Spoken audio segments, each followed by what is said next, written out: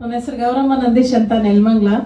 ನಾನು ಸುಮಾರು 6 ತಿಂಗಳಿಂದ ನನಗೆ ಲಿಗ್ಮೆಂಟ್ ಟೇರ್ ಆಗಿ ಇದು ನೋವಿಗೆ ಲೆಫ್ಟ್ ಸೈಡು ಕೂಡ ಎಲ್ಲ ಫುಲ್ಲು ಜಾಯಿಂಟ್ ಎಲ್ಲ ನೋವಾಗಿತ್ತು. ಮತ್ತು ಅಂಗಾಲ್ಪಣಿ ಆಗ್ಬಿಟ್ಟಿತ್ತು. ನನಗೆ 2 ಸಲ ಆಗಿತ್ತು. ಫಸ್ಟ್ ಸಲ ರಿಕವರಿ ಆಯ್ತು ಅಂತ ನೆಗ್ಲೆಕ್ಟ್ ಮಾಡಿದೆ. ಸ್ಟೀಮ್ ತಗೊಳ್ತಾ ಇದ್ದೆ ನಾನು.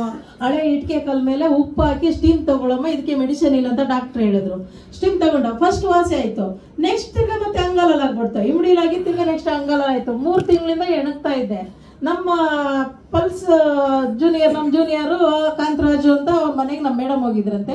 ಅವರು ಮೇಡಮ್ ಗೌರಮ್ಮ ಅವರು ತುಂಬ ಮಲಗ್ಬಿಟ್ಟಿದ್ದಾರೆ, ಅವ್ರು ಎದ್ದೇಳ್ತಾರೋ ಇಲ್ವೋ, ಫಸ್ಟ್ ಹೋಗಿ ಅವ್ರಿಗೆ ಇದು ಬೆಲ್ಟ್ ಎಲ್ಲ ಕೊಡಿ ಮೇಡಮ್ ಅಂತ ಹೇಳಿ ಕಳ್ಸಿದ್ರು.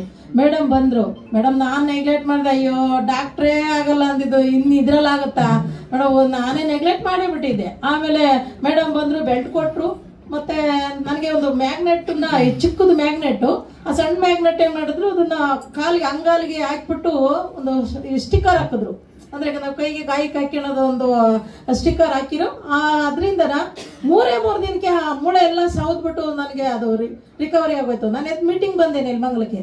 ಮೇಡಮ್ ನಮ್ಗೆ ಹೊಸ ಆಗಿದೆ ಅಂತ ನಂಗೆ ಬಂದು. ಮತ್ತೆ ಈ ಕಡೆ ಪಾರ್ವಾಸಲ ನಾನು ನೀರು ಕುಡಿದಕ್ಕೆ ನಮಗೆ ಜಾಯಿಂಟ್ ಪೇನ್, ಎದ್ದು ಓಡಾಡ್ತಿರ್ಲಿಲ್ಲ. ನಾನು ತೆವ್ಕೊಂಡು ಲೆಟ್ರಿಗೆ ಹೋಗ್ತಾ ಇದ್ದೆ, ಎದ್ದು ಓಡಾಡಂಗಾಗಿದೆ. ಇವಾಗ ಇಲ್ಲಿಗೆ ಮೀಟಿಂಗ್ ಬರ್ಬೇಕಾದ ಕಾರಣ ನನಗೆ ಈ ಬೆಲ್ಟೆ.